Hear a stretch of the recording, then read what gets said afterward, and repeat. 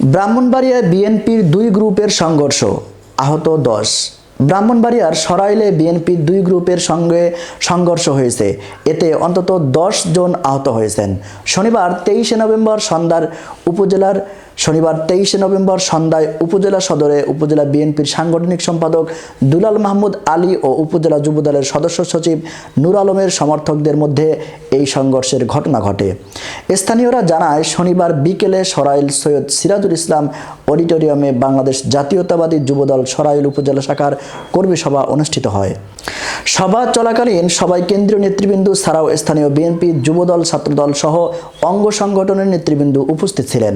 সভা শেষে উপজেলা বিএনপির সাংগঠনিক সম্পাদক দুলাল মাহমুদ আলীর ভাই আজির উদ্দিন আহমেদ পান্না, তরুণ দলের নেতা আরাফাত রহমান হৃদয়ের সাথে আপত্তিকর ভাষায় কথা বলতে দেখা গেছে।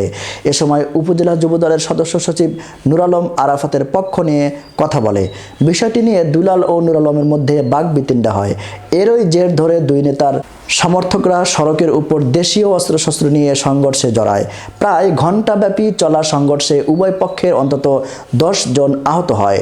এতে সরাইল উরাইল সড়কে যানবাহন চলাচল বন্ধ হয়ে যায়। পরে পুলিশ ও স্থানীয় লোকজনের হস্তক্ষেপে পরিস্থিতি নিয়ন্ত্রণে আসে।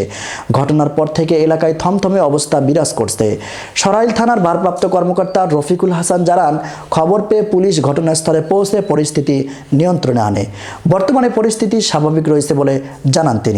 অভিযোগ পেলে প্রয়োজনীয় আইনগত ব্যবস্থা নেবেন বলে জানান তিনি।